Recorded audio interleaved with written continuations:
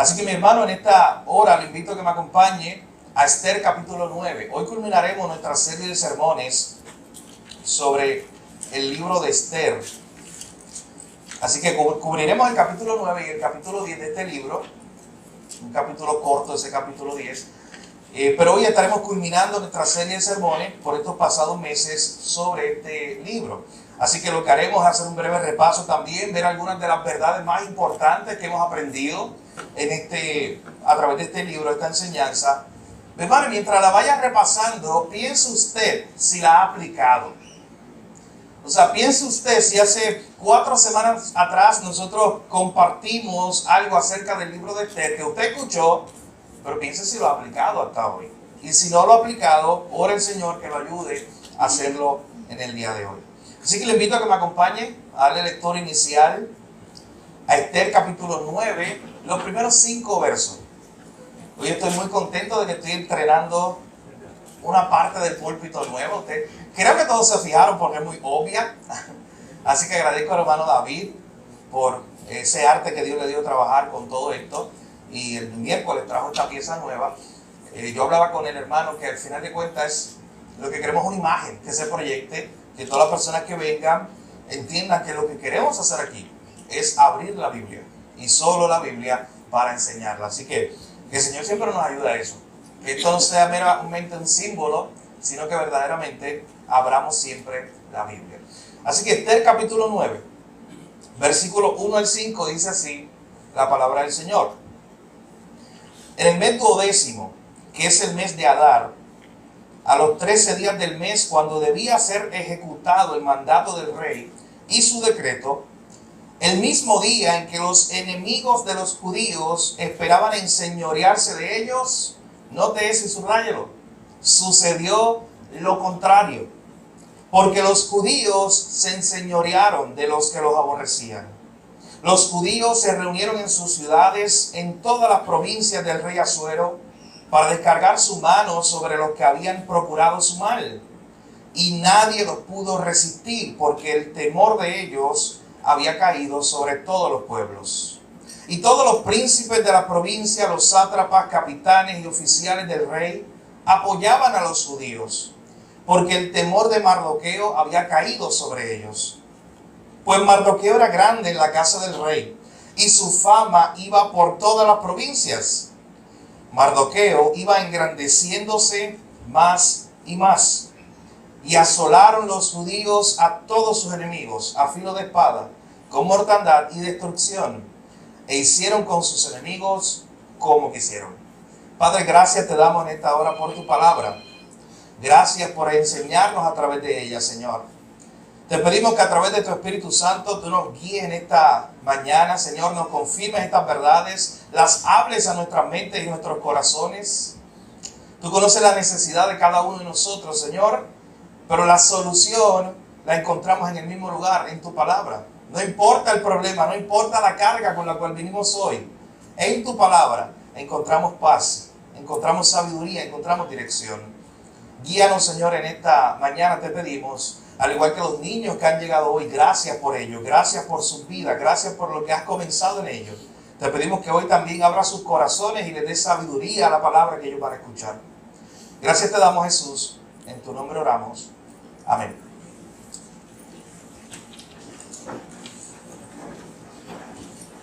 El 30 de mayo de 1953, los periódicos del mundo recogían una gran gesta o reconocían un gran logro. Es que el día anterior, 29 de mayo de 1953, por fin se había conquistado la cima del monte más grande del mundo, el Everest. Así que esa fue una gran gesta. Nadie lo había hecho antes. Se había intentado en muchas ocasiones subir al monte Everest, pero era muy peligroso. Las avalanchas, el camino desconocido, los peligros de estar a esa altura, nadie lo había logrado, aunque lo habían intentado. Así que 2 hombres enviados o auspiciados por el gobierno británico lograron eso que parecía imposible hace unos años atrás. Lograron ese día, 29 de mayo de 1953, conquistar el monte Everest y luego bajar para contar lo que habían hecho. Así que desde ese momento en adelante, miles de personas han intentado repetir eso. Miles de personas todos los años se dirigen a Nepal, a ese país asiático, para intentar subir a la cima del monte Everest. Pero hay un problema. Es que la mayoría de estas personas que lo han intentado son aficionados. Son personas que tienen en su bucket list, en su lista de deseos, subir al monte Everest. Toman un boleto de avión, llegan a Nepal y piensan que eso es como subir la montaña que hay detrás de su casa. Y el problema que esto ha causado en el país de Nepal es tan grande que ellos comenzaron hace unos años a crear una serie de leyes para tratar de controlar tanta gente que venía a tratar de subir el monte Everest. Para que tengan una idea, entre el año 2019 y 2020, casi 400 personas estuvieron perdidas en algún momento en su camino a la cima.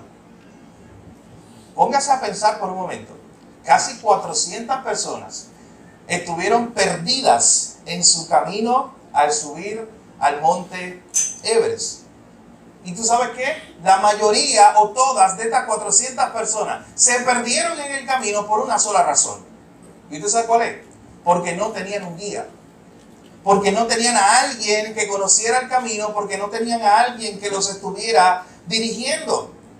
De hecho, todos los años por lo menos mueren 15 exploradores tratando de subir el monte Everest por sus propias fuerzas sin un guía.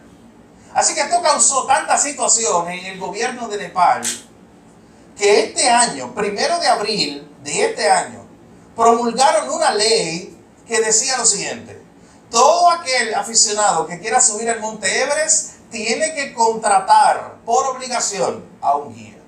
Necesitas un guía. Ya ellos prohibieron para siempre el que alguien suba al monte Everest sin un guía profesional que lo acompañe. Y usted piensa por un momento, ¿por qué un guía profesional para subir al monte Everest? ¿Qué beneficio tiene un guía? Bueno, él ya ha estado allí muchas veces. Él conoce el camino. Él sabe cómo evitar los peligros. La mayoría de las muertes por la gente que muere allí en el monte Everest es por avalancha. Así que ellos conocen cuándo viene la montaña abajo. Ellos conocen cómo esconderse. Ellos conocen todo. Así que aunque tú no sepas el camino, si vas con un guía profesional, ese sí sabe lo que está haciendo, ese sí sabe cada paso que está dando, aunque tú no tengas ni idea. Aunque tú estés debajo de la montaña y tú digas, oye, yo creo que el mejor camino a la cima es este. Y tú no entiendas por qué el guía te está llevando por otro camino. Tú allí, ¿qué tienes que hacer? Confiar. Es lo que te está diciendo él. Mi hermano, ¿sabes por qué en Arroyo Habichuela él sabe más que tú? Él ha estado ahí. Él conoce el camino y conoce los peligros. La historia que tenemos delante, el libro de Esther, se parece mucho a esto que le acabo de mencionar. Porque a través del libro de Esther hemos estado viendo cómo en un momento dado Mardoqueo, Esther y tal vez muchos en el pueblo judío se comenzaron a preguntar, comenzaron a pensar y a decir, oye, ¿qué está haciendo Dios? ¿Cómo Dios nos está dirigiendo en el camino? ¿Cómo Dios nos va a salvar de esta situación? Si usted ha estado con nosotros por los pasados meses, puede recordar que hemos estado viendo diferentes temas basados en este libro de Esther. En primer lugar, veíamos que aún detalles pequeños aquí y allá están en las manos de un Dios soberano. Veíamos el capítulo 1 y 2 de Esther y decíamos que Dios prepara el camino. Dios es el que está detrás de todo. Aún pequeños detalles que parecen insignificantes están en las manos de Dios. Lo vimos desde el primer capítulo de Esther. En segundo lugar, vimos el capítulo 3 de Esther. Y este repaso es en beneficio de todos para nuestra memoria, pero también para el que no ha estado expuesto a esta serie de sermones. Vimos el capítulo 3 donde veíamos que todo parecía estar perdido. Amán, un hombre malvado, hace un decreto, el rey lo firma y de momento todo parece perdido.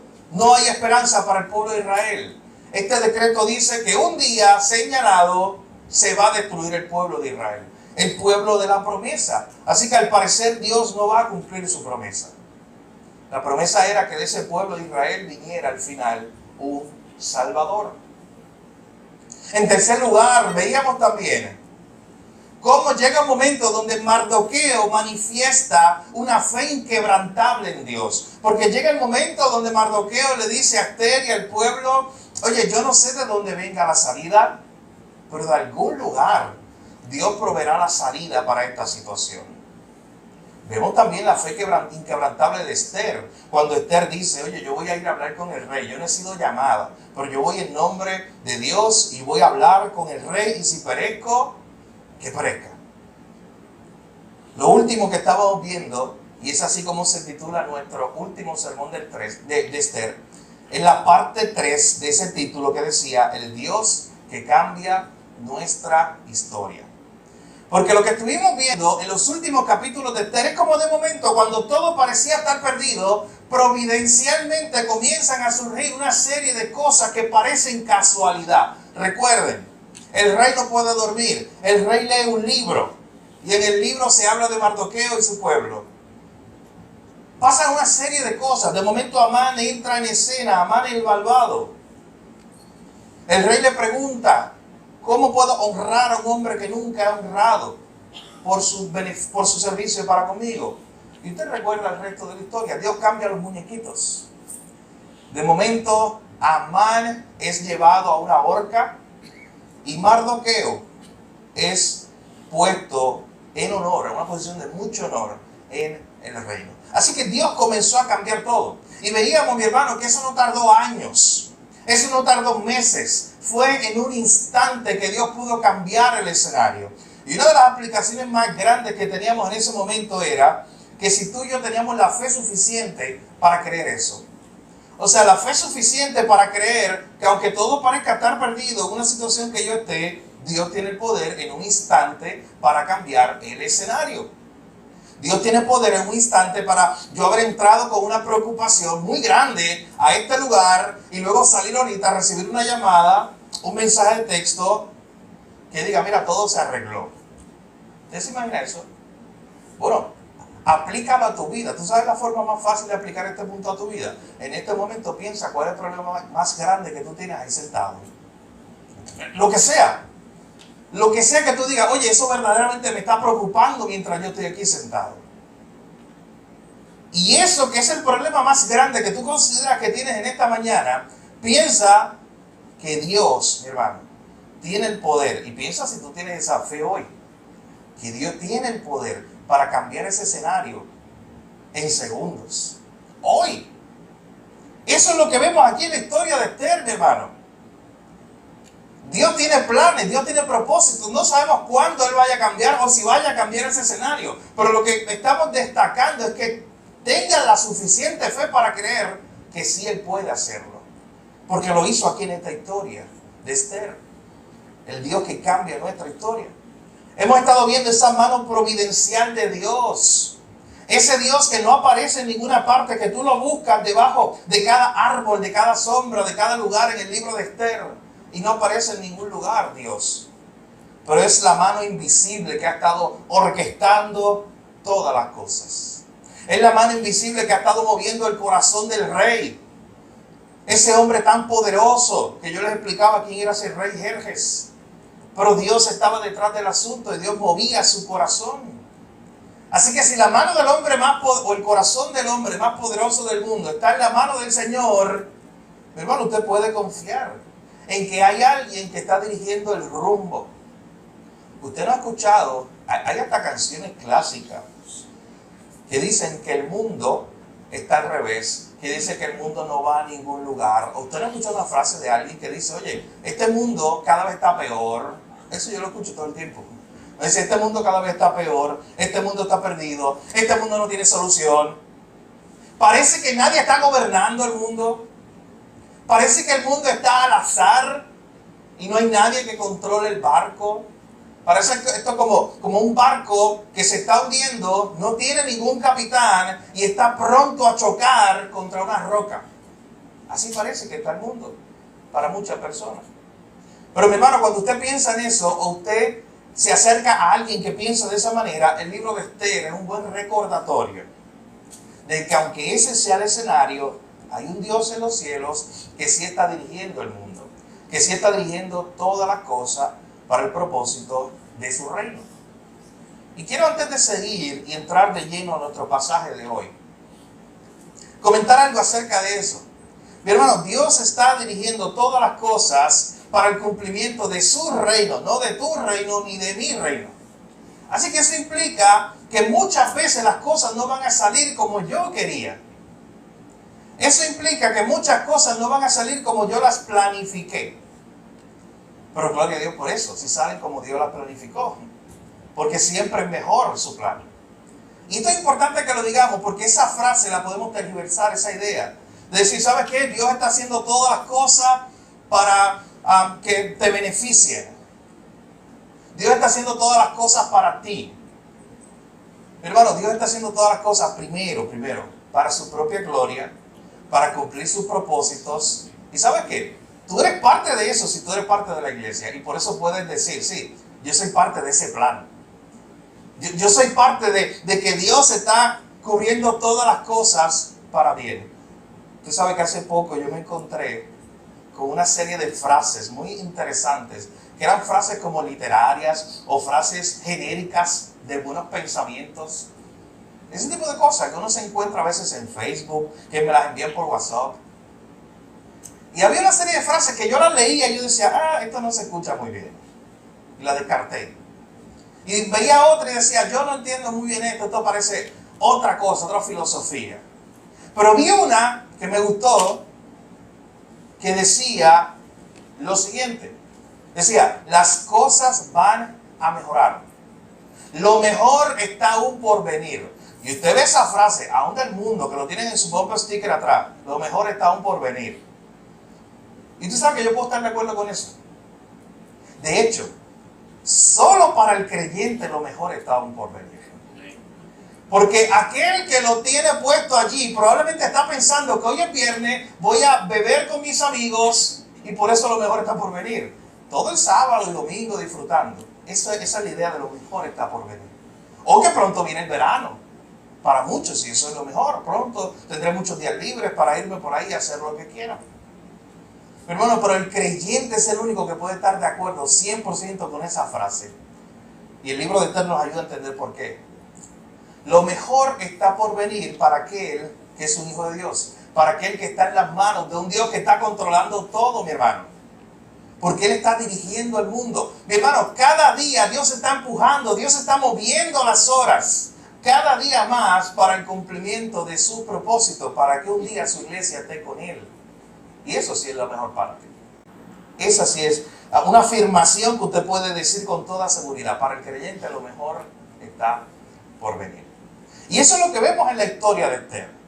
Ya hemos estado viendo cómo de pronto había un día, un decreto dado por el rey en el cual se iba a asesinar a todos los judíos, hombres, mujeres y niños, iban a ser muertos. ¿Usted sabe qué es eso? Era una licencia que el rey estaba dando para que donde quiera que tuvieras a alguien que fuera del pueblo judío, tú pudieras liquidarlo. Tú pudieras salir de él, asesinarlo. Pero de momento, Esther halla gracia delante del rey y el rey le dice, ¿sabe qué? Ya yo firmé este decreto. Ya yo no puedo revocarlo. Yo lo que puedo hacer es otro decreto, que lo vimos la última vez que estudiamos el texto, y ese decreto lo que va a decir es que los judíos se pueden defender el día que vengan contra ellos.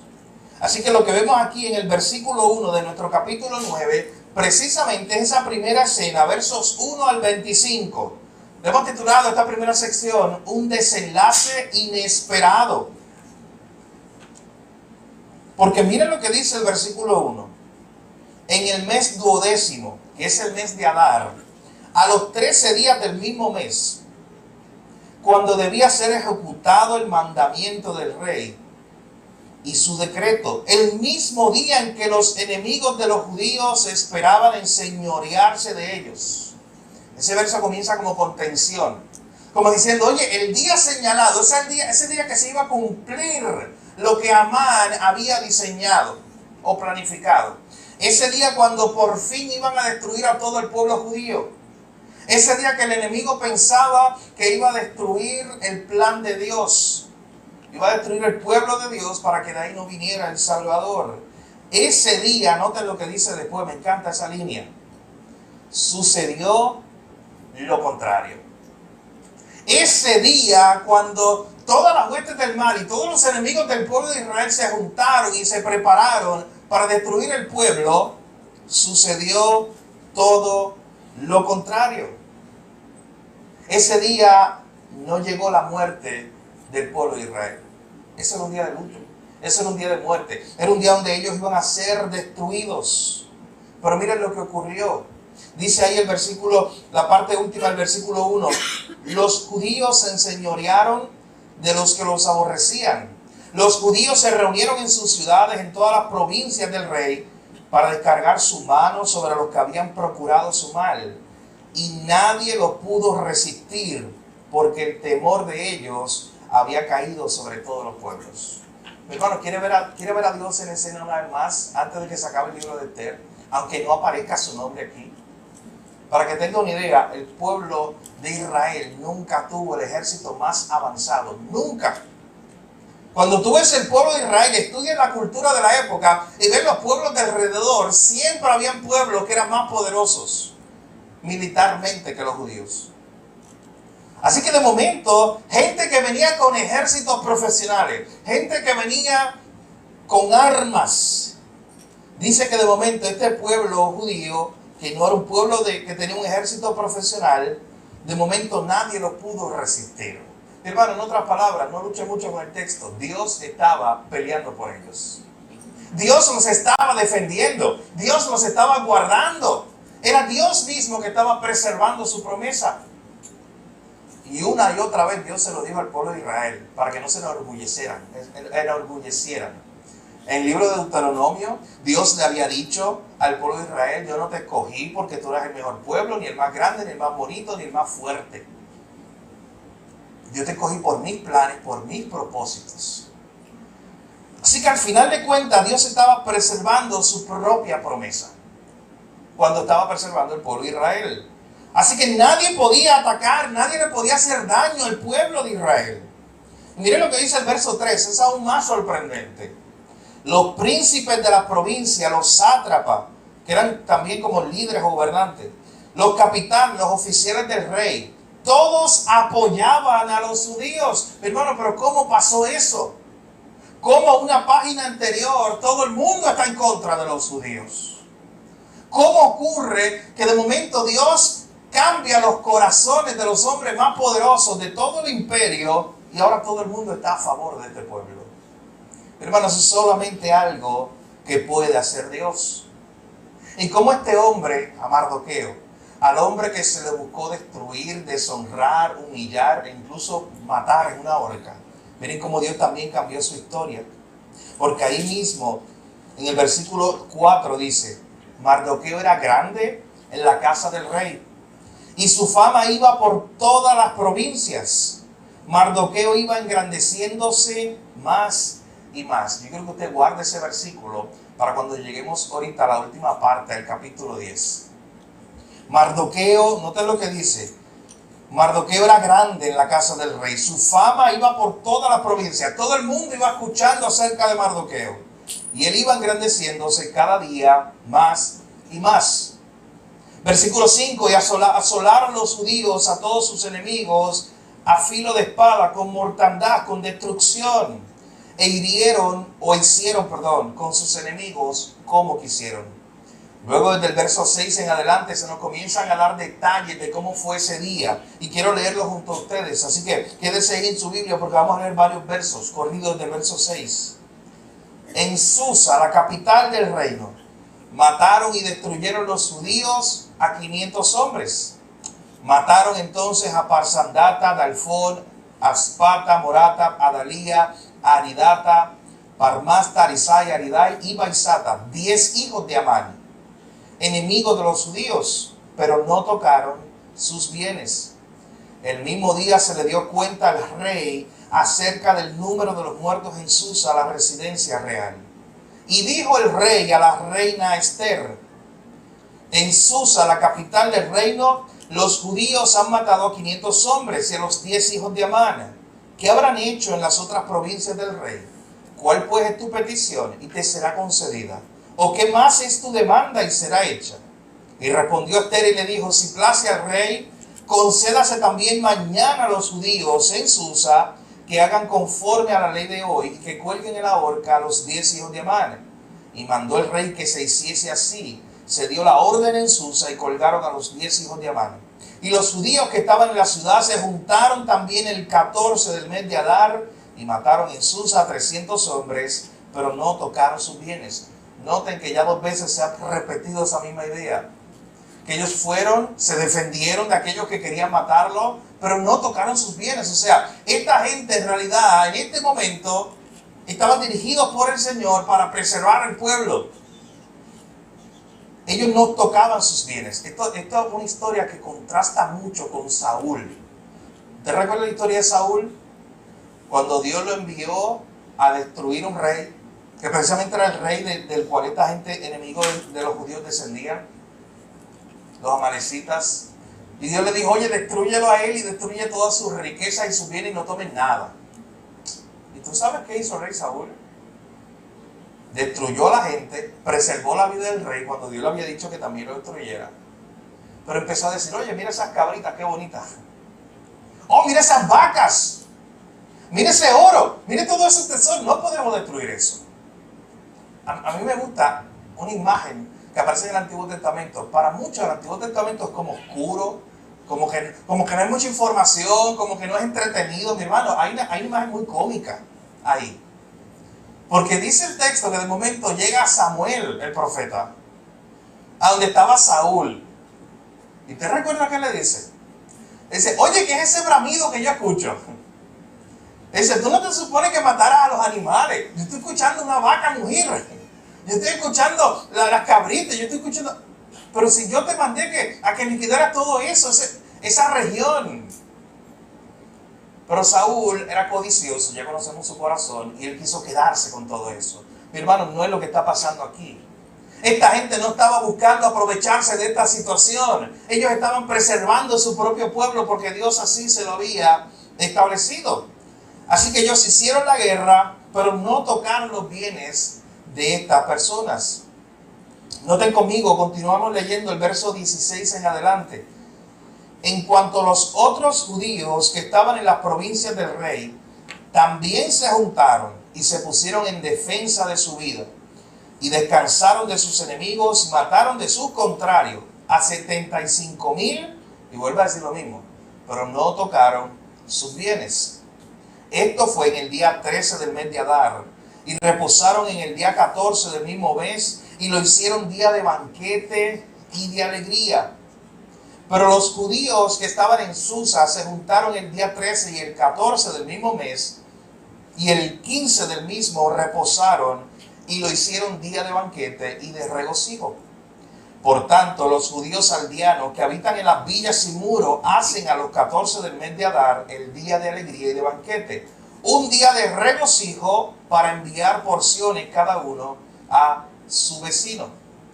Dice el verso 20 que Mardoqueo entonces escribió todas estas cosas y envió cartas a todos los judíos que estaban en todas las provincias del rey, ordenándoles que celebrasen el día 14 del mes de Adar y el 15 del mismo cada año, como días en que los judíos tuvieron paz de sus enemigos, y como el mes que de tristeza se le cambió en alegría, de luto en día bueno, que hicieran días de banquete y de gozo para enviar porciones cada uno a su vecino y dádivas a los pobres. Y los judíos aceptaron hacer según había mandado Mardoqueo, porque Amán, hijo de Hamedata Agageo, enemigo de todos los judíos, había ideado contra los judíos un plan para destruirlos, y había echado pur, que quiere decir suerte, para consumirlos y acabar con ellos. Mas cuando Esther vino a la presencia del rey, él ordenó por carta que el perverso designio que aquel trazó con los judíos recayera sobre su cabeza y que colgaran a él y a sus hijos en la horca. Aquí hay un resumen de la historia.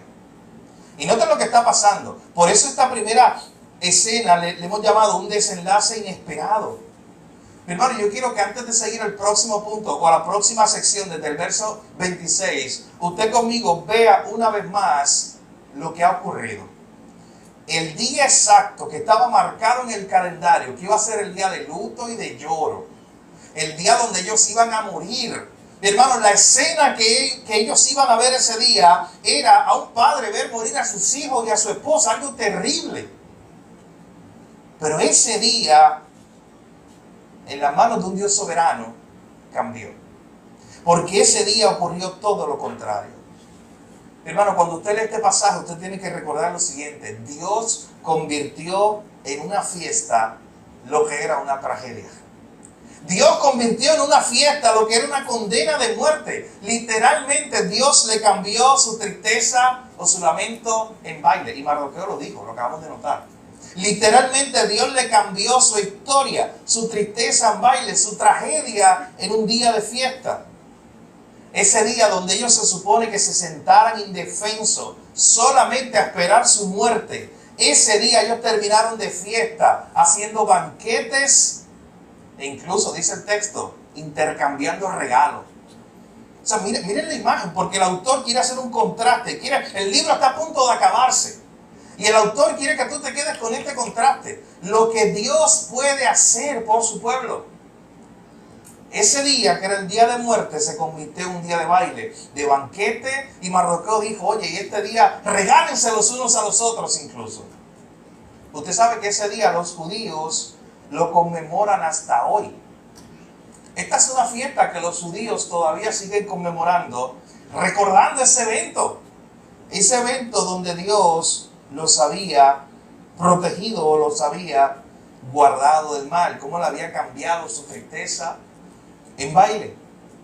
Hermano, el día de luto se convirtió en el día de fiesta. Eso es algo que solo hace Dios. Mardoqueo no podía por sus fuerzas hacerlo, ni por su sabiduría. Esther, con toda su diplomacia y siendo la reina, ella jamás podía hacer algo como esto. Tomar un día que parecía perdido y transformarlo. Tomar algo que es feo, que es malo, y convertirlo en un bien. Hermano, eso solamente lo puede hacer Dios. ¿Usted no recuerda la historia de José? Cuando a José lo venden como un esclavo, lo dan por muerto primero, lo venden como un esclavo. Él le pasa todo lo que le pasa en la cárcel, allá en la casa de Potifar. Al final llegan sus hermanos a reunirse con él buscando comida. No sabían que era él. Y en Génesis 50 hay un pasaje muy hermoso donde José los mira. Le dice, oye, soy yo soy su hermano, el que ustedes dieron por muerto, lo tiraron allá en una fosa y después lo vendieron. Soy yo. Dios me trajo aquí. Y hay algo muy interesante en Génesis 50 que dice, Dios encaminó el mal que ustedes planificaron contra mí. Dios lo encaminó para bien. Hermano, Dios tiene poder para hacer eso. La historia de Esther es un ejemplo más. Es todo ese mal que se había planificado contra su pueblo. Dios en un segundo cambió esa historia y lo cambió para bien. Pero en segundo lugar, vea conmigo desde el verso 26 al 32. Ahí en Esther capítulo 9, una segunda escena, un recuento de la obra de Dios. En esta segunda escena, miren lo que ocurre. Dice el versículo 26, por esto llamaron los judíos a estos días Purim, por el nombre Pur. Y debido a las palabras de esta carta que había hecho Mardoqueo, y por lo que ellos vieron sobre esto, y lo que llevó a su conocimiento, los judíos se establecieron y tomaron sobre sí, sobre su descendencia, y sobre todos los allegados, que no dejarían de celebrar estos 2 días, según está escrito, conforme a su tiempo en cada año, y que estos días serían recordados y celebrados por todas las generaciones, por toda la familia, por todas las provincias y ciudades, que estos días de Purim no dejarían de ser guardados por los judíos, y que su descendencia jamás dejaría de recordarlos. y la reina Esther, hija de Abigail, y Mardoqueo el judío, suscribieron con plena autoridad esta segunda carta referente a Purim. Y fueron enviadas cartas a todos los judíos, a las 127 provincias del rey Asuero, con palabras de paz y de verdad. La primera carta que se envió cuando tú leíste el libro de Esther, no eran palabras de paz y verdad. La primera carta que se envió a las 127 provincias era de muerte, literalmente. Y dice que cada vez que ellos recibían esa carta, recuerden la escena, en las ciudades lloraban. Mardoqueo dice que se puso ceniza sobre su cuerpo. Pero ahora Dios había cambiado su historia. Y dice el versículo 31, para confirmar estos días de Purim en su tiempo señalado, según le había ordenado Mardoqueo el judío y la reina Esther, y según ellos habían tomado sobre sí y sobre su descendencia, para conmemorar el fin de los ayunos y de su clamor. Y el mandamiento de Esther confirmó estas celebraciones acerca de Purim, y esto fue registrado en un libro. Miren lo que estamos viendo aquí en esta segunda parte. La importancia de recordar la obra de Dios. O sea, Mardoqueo y Esther, ¿saben lo que están haciendo? Ahora están escribiendo una carta, enviándola a todas las provincias de los judíos y diciéndole, oye, esto que hizo Dios tiene que recordarse por todas las generaciones. Esto que hizo Dios de que cuando todo estaba perdido, nos dio una salida y una salvación. Todo el mundo tiene que saberlo. Nunca debemos olvidar esto que hizo Dios. Hermano, en el libro de Éxodo, capítulo 17, hay un momento donde Dios le dice al pueblo, o a Moisés, Moisés, toma un libro y escribe estas cosas para que el pueblo nunca se olvide de lo que hizo Dios. Miren conmigo, este verso sí quiero buscarlo, Salmo 77, 11. Miren cómo lo veía el salmista. El salmista Asaf decía en el Salmo 77, 11, me acordaré de las obras de Jehová. Sí, haré yo memoria de tus maravillas antiguas. Hermano, hay que ser muy intencional para recordar lo que Dios ha hecho en el pasado en nuestra vida. Como quería hacer Mardoqueo y Esther. Ellos querían dejar eso registrado, recordarlo, todos los años celebrarlo. ¿Usted sabe por qué? Porque es muy fácil olvidarse de Dios. Es muy fácil olvidar lo que Él ha hecho. Bueno, pregúntale al pueblo de Israel. Dios los saca de Egipto. Dios abre el mar para que ellos pasen por el medio. Luego que pasan el mar, llegan a la otra orilla, comienzan a caminar en el desierto y de momento sabes que se olvidaron ya de Dios.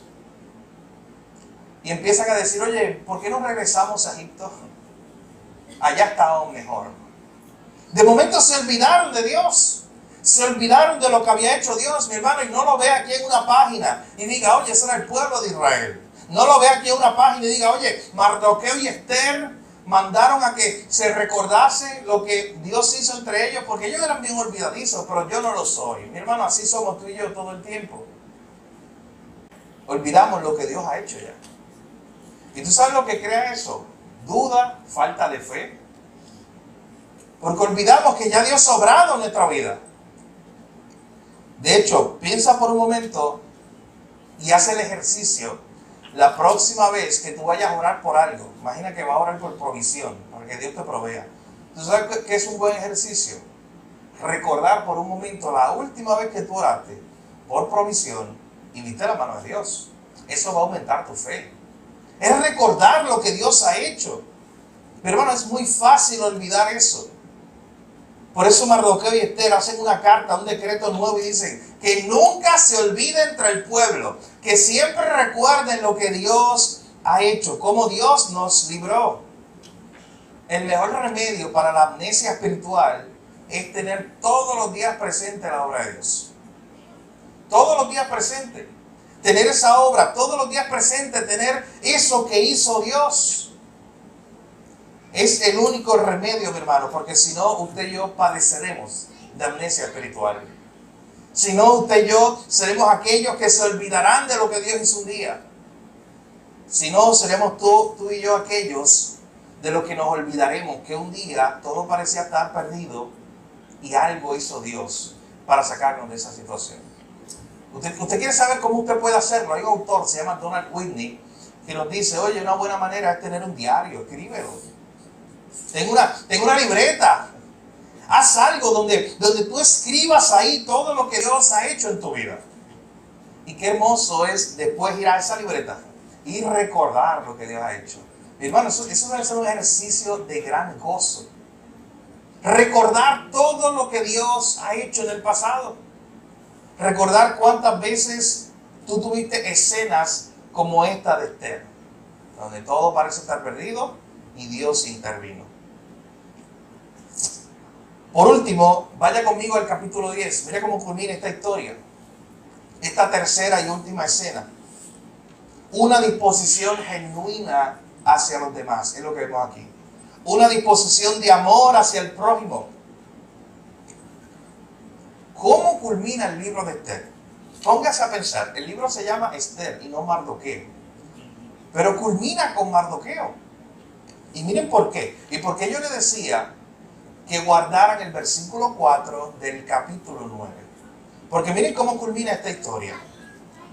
Esta historia culmina diciendo, el rey Asuero impuso tributo sobre la tierra y hasta las costas del mar.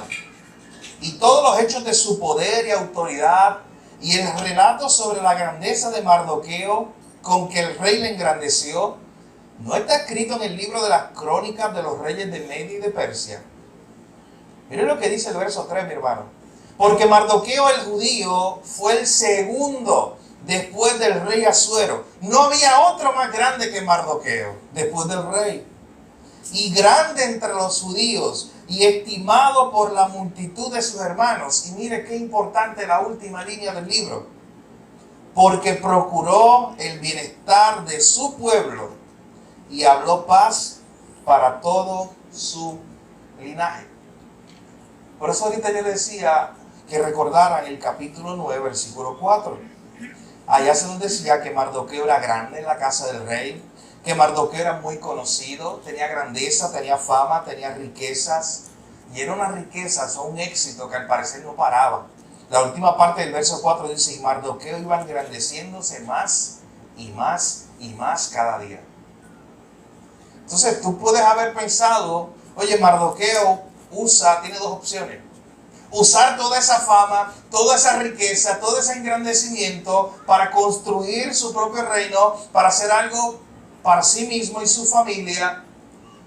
Pero el último verso de Esther nos dice que él procuró el bienestar de su pueblo. O sea, en otras palabras, él usó su grandeza y su bendición y su estatus para bendecir a otros. El libro de Mardoqueo se acaba de esa manera. ¿Y tú sabes por qué, mi hermano? Porque al final de cuentas, cuando Mardoqueo hizo eso, estaba imitando a Dios. ¿Y por qué decimos que estaba imitando a Dios? Bueno, porque cuando nosotros vemos en el Nuevo Testamento a Filipenses capítulo 2, versículos 5 al 11, se nos muestra uno más grande que Mardoqueo, con más poder que Mardoqueo, con más autoridad que la que tenía Mardoqueo. Y hizo exactamente eso. Procuró el bienestar de su pueblo. No usó esa autoridad para sí mismo. No usó ese poder para sí mismo. Lo usó para el beneficio de otro. Así que el libro de Esther se acaba de esa forma. Simplemente mencionándonos una vez más a este Mardoqueo, cómo recibió honra y poder, cómo Dios le cambió su historia, pero cómo él no usó eso para su propio beneficio, sino que siempre procuró el bienestar de su pueblo. Mi hermano, Mardoqueo no es el protagonista de la Biblia, ni siquiera de este libro, aunque muchos autores debaten el por qué no se llama Mardoqueo y se llama Esther. Usted puede reunirse conmigo en una taza de café o una Coca-Cola y hablar sobre esto. Porque usted cree que, ¿por qué cree? Piense, hágalo de ejercicio. ¿Por qué el libro se llama Esther y no Mardoqueo?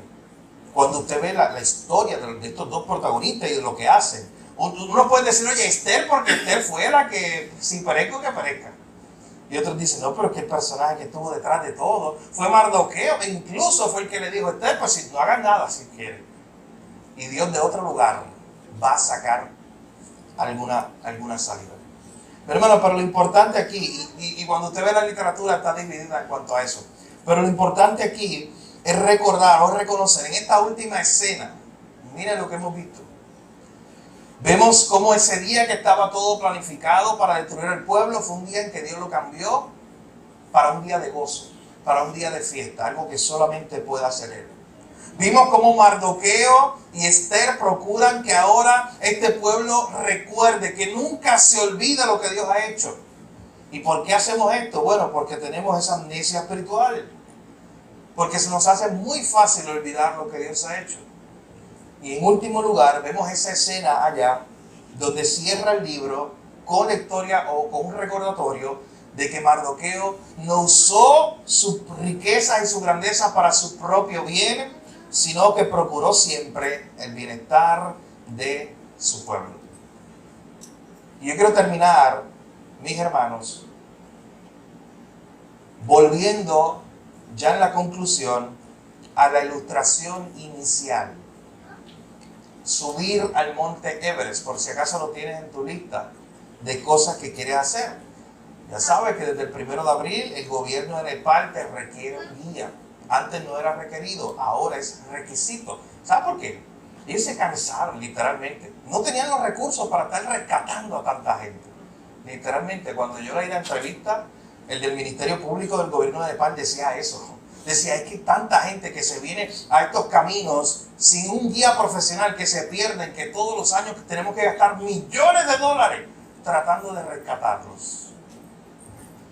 Así que por eso ellos hicieron requisito un guía profesional. Pero nos volvemos a hacer esta pregunta para terminar. ¿Por qué un guía profesional? ¿Te recuerdan lo que yo decía ahorita? Porque él ya ha estado allí, porque él sabe el camino, porque él sabe cómo evitar los peligros. Porque aunque tú no sepas el camino a la cima, eso no importa si tú estás con el guía profesional. Porque él sí sabe el camino, conoce todos los peligros, conoce cuando tú tienes que protegerte de una avalancha, que es el peligro mortal allí. Él conoce lo que está haciendo, él conoce cada paso que está dando. Es el que te puede decir, oye, no pises ahí porque te vas a caer montaña abajo. Tú no sabes, tú nunca has estado allí, pero él sí. Hermano, de esa misma forma debemos nosotros ver nuestro caminar diario. Debemos ver nuestro día a día, confiando en el día por excelencia del seguro. Confiando en el Señor. El que dirige nuestra historia, el que dirige nuestros pasos, como aquí en esta historia de Esther, aunque incluso no lo estemos viendo. Aunque incluso no miremos para todas partes y digamos, pero ¿dónde está Dios actuando en mi vida? Si usted tiene dudas sobre eso, lo invito a que vuelva a leer el libro de Esther. Y si termina con dudas, ¿sabe qué debe hacer? Volver al capítulo 1 del libro de Esther. Una y otra vez. Y ver ver esta escena donde Dios no aparece en ninguna parte, pero es el que estuvo guiando todas las cosas para el bien de su pueblo. Así que mis hermanos, aunque no lo ves actuando, simplemente debes confiar. Debes vivir por fe, como decíamos hoy en esta alabanza. Él está obrando. Cuando todo parezca estar perdido, tú y yo debemos confiar en esa salida que Dios ha provisto. Precisamente de eso se trata el Evangelio. Exactamente eso nos dice Pablo en Efesios 2. Estaban muertos, todo estaba perdido, pero Dios proveyó una salida en Cristo. Así que esa es tu historia y la mía, al final de cuentas. Tú y yo tenemos la historia de Esther capítulo 3. Todo estaba perdido, pero Él nos rescató. Pero también, mi hermano, ¿sabes que eso se puede aplicar al día a día de nuestra vida? A los momentos donde todo parece estar perdido. De algún lugar, lleves esas palabras de Mardoqueo, a mí me encantan. Mardoqueo dice, Esther, si tú quieres no vayas, pero de alguna parte Dios va a enviar la salida, Esther. Eso es fe. Y tenemos hoy, mi hermano, que tener esa misma fe.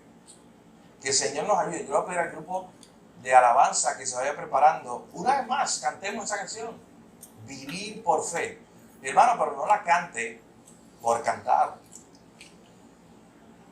Que cuando la cante y vea la letra, verdaderamente anímese a que esta semana usted pueda comprometerse con estas palabras. Y usted diga, Señor, ayúdame a vivir por fe.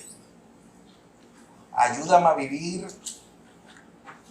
confiando en que aunque no esté viendo dónde estás o qué estás haciendo, yo te pueda ver.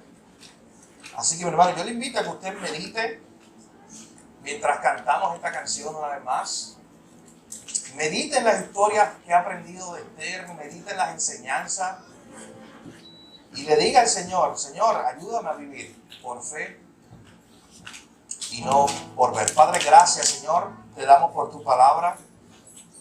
Gracias, Señor, porque a través de tu palabra tú nos recuerdas estas verdades. Gracias, Señor, porque es la historia de cada uno de nosotros. Una historia de muerte, una historia donde todos estamos perdidos y sin esperanza. Una historia donde un día llegaste tú, Señor, y nos rescataste. Y esa historia se repite día a día en nuestra vida. Hay muchos escenarios donde no quisiéramos estar. Hay muchos escenarios de enfermedad, de problemas, de dificultades, de pruebas, Señor, donde no parece haber una solución. Que hoy recordemos, Señor, que todo lo que tú haces, lo haces por el bien de tus hijos, por el bien de tu pueblo, lo haces para tu gloria. Porque estás formando tu carácter en nosotros, Señor. Que recordemos que aunque parezca que nadie está controlando las cosas que pasan en este mundo, Señor, tú sí estás por encima de todo, entronado, controlando hasta el último detalle de nuestra vida.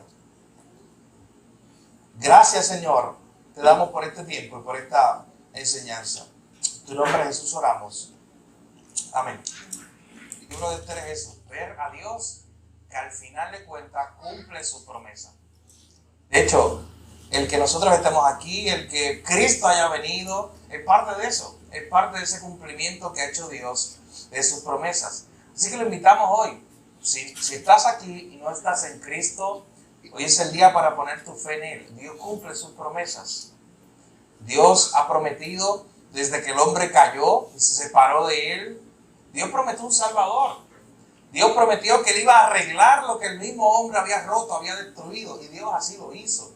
Y la cruz es el testimonio de eso. Como allí estaba Dios reconciliando ese Dios santo con un hombre pecador como tú y como yo. Así que hoy es un día de poner tu fe en Jesús. Pero de igual forma como iglesia, es un buen día también para que recuerde, Dios cumple sus promesas, no dudes de eso. Si hoy lo estabas dudando y llegaste aquí con esa duda de que si Dios algún día cumplirá sus promesas, hoy es un buen recordatorio, hoy Dios te lo recordó a través de su palabra, a través de esta historia de Esther. Así que el Señor nos ayude a ser fortalecidos en Él.